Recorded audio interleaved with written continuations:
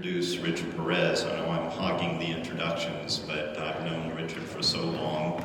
As of this year, Richard, it's 30 years that we've worked together, and I think the first time we worked together was I was designing and building his home in near Albany, New York. But Richard's involvement in the research into renewables and how to make renewables happen goes back way further than that. I think it's about 45 years that he's worked as a professor, now Professor Emeritus, at the Atmospheric Sciences Research Center at SUNY Albany. He's also worked extensively with the U.S. Department of Energy and NREL on research and has made many, many seminal contributions to the art and the science of solar and renewables. He's currently also working with clean power research, including work with his son, Dr. Mark Perez, also doing seminal work, and they're both doing work all over the world now. Richard and Clean Power Research are now leading the International Energy Agency's Task 16, which is getting to high penetration renewables, the working group on firm power from renewables. And that'll do it, and I'll bring him up. Good morning, everyone. So the title of that presentation today is Maximizing Distributed PV Hosting Capacity. And we all know the issues that are growing, not only in New Jersey, but you've heard of NEM 3 in California, which is kind of de facto moratorium on new residential PV. The industry is slowed down by almost 90%. But the way to do it that I'm going to present it is to do that in concert with a firm regional VRE power generation. And by VRE, we mean optimized wind and solar. So we're going to go first at the transmission regional level, and then we'll dive into the distribution level at the end. So it should be firm, but it's nothing but firm. We know that wind and solar, they are intermittent resources. And this is any load in the US. This happens to be the Capital District in New York, but it could be anywhere, a few days. And it's traditionally been served by base load and dispatchable generation.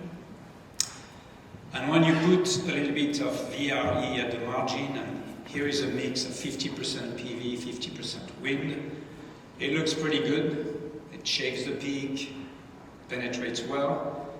But as you increase that, problems start to occur. First, the underlying load becomes more difficult to manage. You need precise forecast. And then it rapidly gets out of hand. This is only 50% penetration, so we are even far from 100, and it's already full of problems to manage. There is exceeding hosting capacities, and in that case it's transmission hosting capacity, leads to negative market prices, curtailment, which are reactive, which are not planned in the business plans of developers, and moratoriums. And that's what we're starting to see now, pushback on further development. So we have that evolving situation on the left, but what if I told you we could do that? This is firm VRE. So in effect, you transform wind and solar into something capable of generating load shape. And if you do that, when you penetrate with something that looks like load shape, it's seamless. The market underneath stays the same as before, and you can grow the resource that way. So how do you do that transformation? Everybody's looking at storage. It kind of helps in a sense. When you have excess, you put in storage. When you need it, you take it back from storage. But there is one issue with storage, whereas the PV, run-of-the-weather, PV and wind are very cheap. That's probably the cheapest way to make electricity today. If you use storage only to resolve that issue, even if I take the least cost projection from 20 years from now, battery storage, it's still going to be way too expensive. It's almost a non-starter proposition.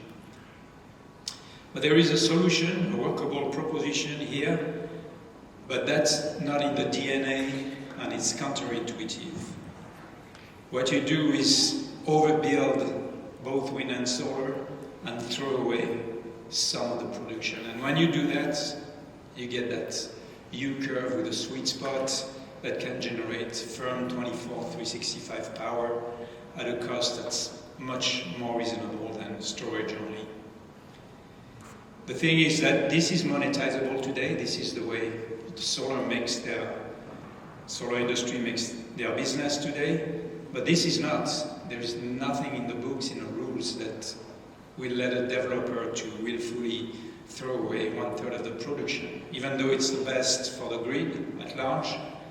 So we're kind of embarked on that path of either hugely expensive future if we stay that way, or the more realistic things will slow down to a crawl. And Germany went through that. They used to be the biggest market in the world, and then they reached those limits where it's proceeding very, very slowly by one step forward, half a step back, when we could be there. And that there looks pretty good, and as part of the IEA Task 16 group that I lead, we've looked at 24/365, 100% solutions for many parts of the world. We looked at MISO, the big central interconnected region in the US, where ideal, optimal mix of 55% wind, PV, 45% wind, and 5% flexible supply side from e-fuel thermal would generate 4 or 5 cents per kilowatt hour by 2040. Switzerland, 7 cents by combining PV and hydro. Northern China, 6 cents per kilowatt hour for pure PV. Every island in the Caribbean and elsewhere can count on 100% PV solution, less than 5 cents per kilowatt hour. Italy, 60% PV, 25% wind, 15% hydro, less than 5 cents. And Australia just finished that study, less than 4 cents for optimized wind solar with no other flexibility, just the blend. So I'm going to just hold you through two studies, and this one we led directly at Clean Power Research. So you have an appreciation for what's in store to get those low costs. So MISO, that's a big region that goes from Louisiana to Canada. That's a solar resource. So we looked at 100% renewable solution, solar PV and wind. And the wind happens to be nicely anti-correlated with solar, which is good. We looked at the impact of technology costs. So this is a near future with PV at $1,000 per kilowatt, wind at $1,500 per kilowatt, and battery storage at $175 per kilowatt hour. And we looked at a more distant future that's getting closer by the day, with PV at $360 per kilowatt, wind at $800, and storage down to $40 per kilowatt hour. And we kept some flexibility from dispatchable generation, natural gas, and we also look at fueling that dispatchable generation with e-fuels. So let's look at Region 7, Michigan, that looks quite a bit like New Jersey climatically. So I'm going to do 100% PV, no overbuild, just storage, and look at the bottom line. That's how much a firm kilowatt hour would cost in 2025. Way, way too expensive, $1.77 per kilowatt hour. Nobody will go for that. But if you just overbuild the PV alone, nothing else, you get down to something a bit closer to reality. If I move into the future cost for technology, I'm down to less than 8 cents per kilowatt hour. If I do it with just wind in the future, it's very similar to PV. You need to overbuild because it's also intermittent. And if I combine them both, that's a big step forward. They kind of complement each other. Not the daily combination is less relevant than the yearly one. When you have days without sun, generally you may have wind at the same time. Interestingly, we looked at interconnecting everything, the entire NISO, and surprisingly, you don't get a big bump down in price. So building the super grid to bring the resource from one side of the country to the other has diminishing return, and in that case, we didn't even pay for the extra power lines to bring the power around. So that's a little bit counterintuitive as finding. If all the regions were to island themselves, this would be a price that would be just a little more than if everything was interconnected. And the color code here tells me the optimum blend of wind and solar. So it's mostly solar everywhere, except in 2 places where the wind is really strong and solar is lower. If I include some flexibility on the supply side, I can get down quite a bit more. Switzerland, this was funded by the Swiss government. We also looked at 100% renewable, in that case solar and hydro. No wind is possible in Switzerland, not much space to do that, and people don't want to see the windmills there. We looked also at technology costs for storage and renewables, and we looked at flexibility on the supply side from generation. So that's the solar resource in Switzerland. It's much worse than New Jersey. It's almost a tenfold between winter and summer. From November to March, there is a big stratus cloud that covers the country, so it's a difficult case to make solar work 24/365 there. And this is the current dispatch of energy on the Swiss power grid.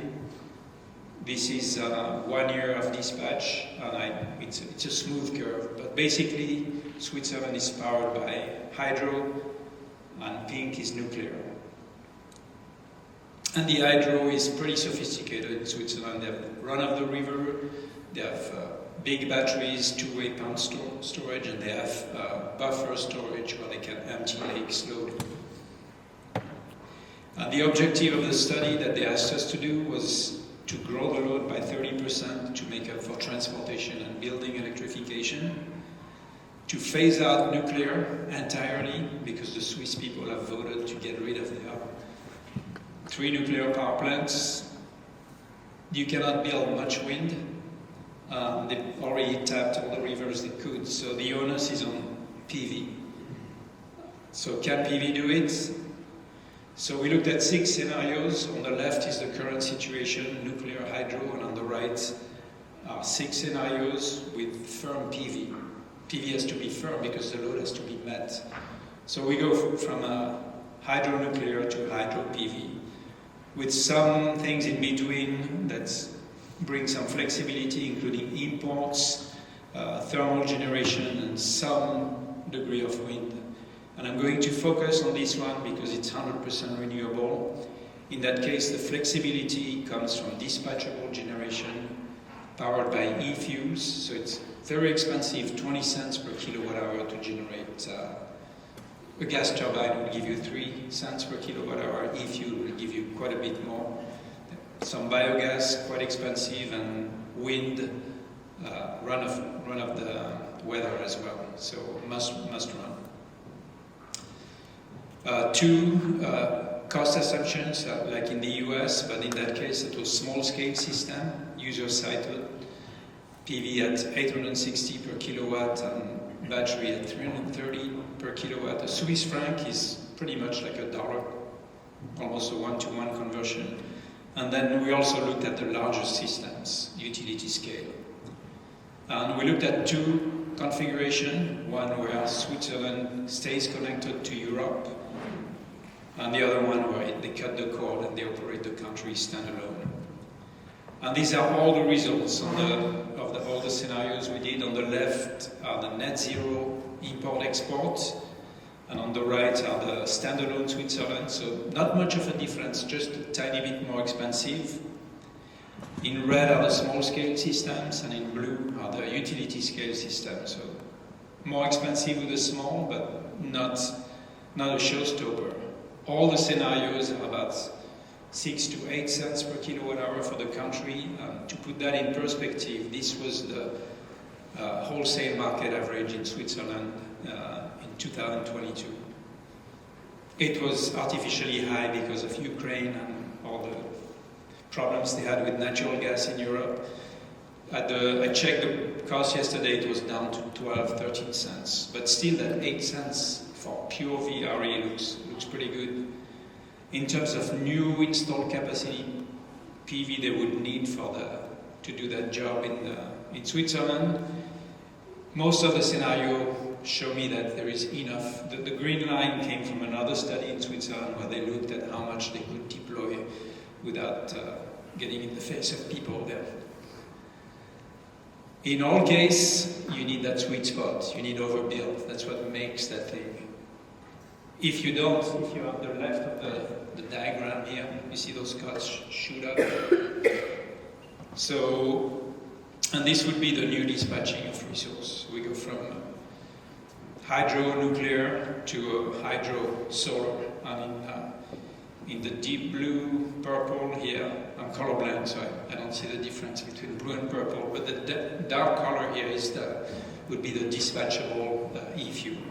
So it goes mostly in winter to complement hydro.